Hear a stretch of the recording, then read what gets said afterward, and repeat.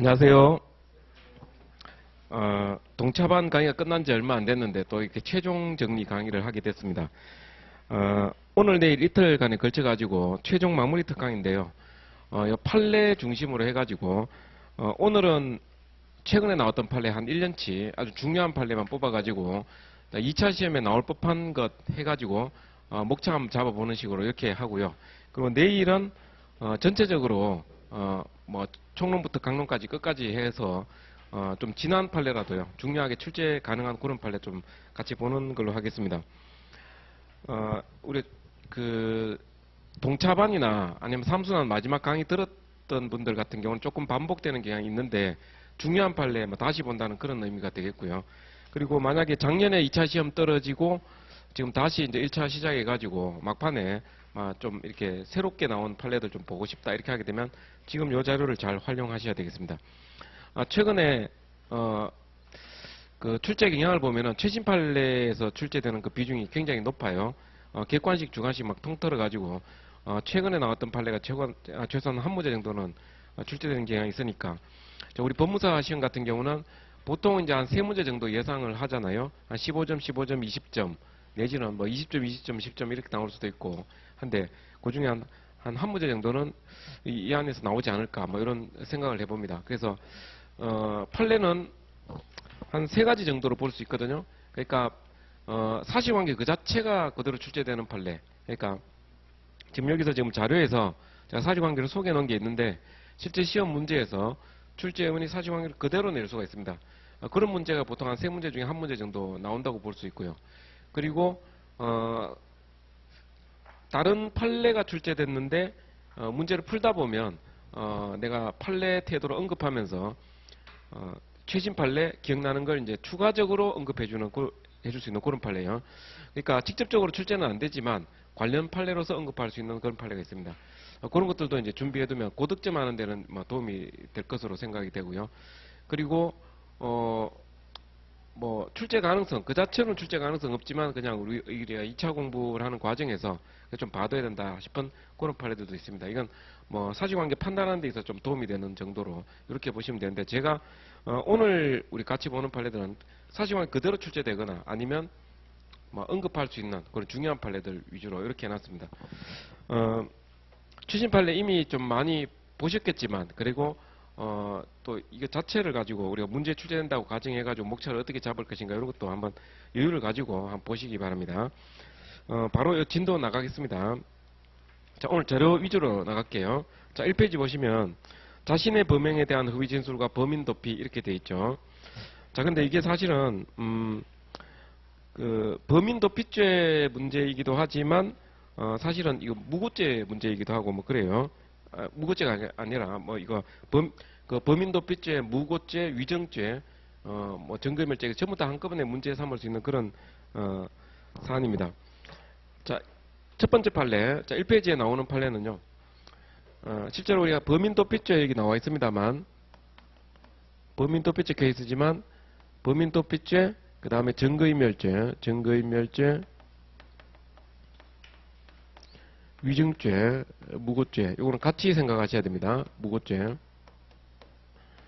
자, 요 범죄 공통점은 범인 자신을 갑이라고 할 때 범인 자신은 증범이 될 수가 없죠. 증범이 될 수가 없고 다른 사람에게 자 이렇게 범인 도피나 증거인멸, 위증, 무고를 교사를 했을 때 이게 자기 비호권의 남용이 된다면 교사범 성립은 가능하죠. 자기 비호권의 남용이 된다면 교사범 성립이 가능하다. 근데 이제 무고죄 같은 경우는 자기 비호권의 남용이 아니라 뭐 타인의 어떤 범죄를 유발하는 걸로 그걸 생각하시면 되죠. 자기 스스로 자기를 무고하는 것은 범죄가 안 되지만 다른 사람에게 자기를 무고하라 해가지고 무고죄라는 범죄를 유발하는 행위는 그 정당화될 수 없다. 이렇게 해서 결론적으로 이제 결론은 다 똑같아집니다. 그래서 요 네 개 범죄 중에서 자 지금 범인 도피죄가 지금 문제된 건데요. 범인 도피죄. 최근에 우리 법무사 시험에서 범인 도피죄 교사범 혹은 뭐 범인 도피죄 방조범 이런 게 한번 출제되고 난 이후에 새로운 판례가 두 개가 나왔어요. 새로운 판례가. 그게 뭐냐면은 지금 이 판례하고 이 판례도 좀 이렇게 좀 특이한 판례고요. 과거에 그 새롭게 나왔던 판례가 뭐냐면 이걸 교사를 한다 할지라도, 자, 을이 만약에 갑을 도피시켜줬다 그러면, 요거 범인도피죄가 성립한단 말이죠. 을은 범인도피죄가 성립을 하게 되는데, 이때 갑이 을에게 교사하는 이 행위가 자기 도피가 범죄 안 되잖아요. 자기 도피가 범죄를 안 되는데, 자기 도피의 범죄에 속할 수가 있다 이거죠. 교사하는 행위가 자기 도피의 범죄에 속하면 교사범위 안 된다는 판례가 하나 나와 있어요. 그래서 요 사례가 어떤 사례냐면은 갑이 범죄를 범하고 나서 을한테 자기를 차에 좀 태워 가지고요. 차에 좀 태워서 청주시 일대를 좀 돌아다녀 달라. 그리고 대포폰을 하나 만들어 달라 해가지고 그 휴대폰을 다른 사람 명의로 이렇게 만들어 가지고 이런 갑한테 좀 전달해 달라 이런 식으로 해가지고 대포폰 하나 개설하고 차에 태워서 좀 돌아다녀 달라 이걸 갑이 을한테 부탁을 한 거예요. 그래서 을이 그 부탁을 들어가지고 갑을 좀 태워다 주고 대포폰 하나 개선해 주고 이렇게 행위를 했는데 우리 판례가 뭐라고 하냐면 자, 을은 범인 도피죄가 되지만 갑은 도피 교사가 안 된다고 봅니다. 요거는 되는데 이거는 안 된다고 보는 거예요. 자, 왜 안 되냐 했더니 이 교사하는 행위가 행위 정도가 자기 도피의 범죄에 속한다는 거죠. 자기 혼자 도망가는 것은 범죄가 안 되는데 자기 혼자 도망가는 것과 별 다를 바가 없다고 보는 거예요. 그래서 혹시라도 케이스에서 갑이 범죄를 범하고 을한테 뭐 차에 태워서 좀 돌아다녀 달라 휴대폰 하나 만들어 달라 이런 케이스가 나왔다 이렇게 되면은 을의 죄책부터 먼저 검토하셔가지고 이 갑을 범인 도피죄 성부 검토하셔서 구속요건에서 뭐 적어도 차에 태우고 그 일대를 그 청주시 일대를 좀 돌아다니는 이런 행위는 진범을 체포 발견 곤란하게 하는 행위는 해당이 되거든요. 그래서 을은 범인 도피죄 인정하신 다음에 그 다음에 갑의 죄책과 관련해 가지고 갑은 원래 범인 도피죄 증범이 될 수 없는 사람이다. 자기 도피는 범죄가 안 된다. 그런데 교사를 하더라도 이 자기 도피의 범죄에 속한다 그러면 교사범이 안 될 수 있다 해가지고 이렇게 을은 범인 도피죄가 되지만 갑은 부정되는 형태로 이렇게 풀린단 말이죠.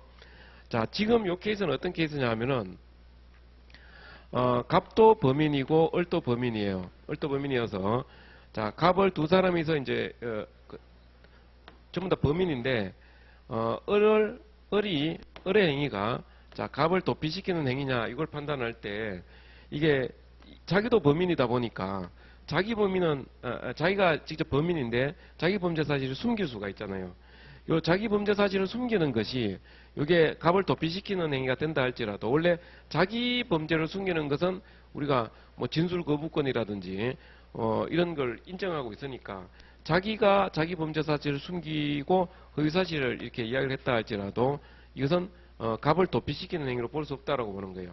이 판례 내용은 그린 겁니다.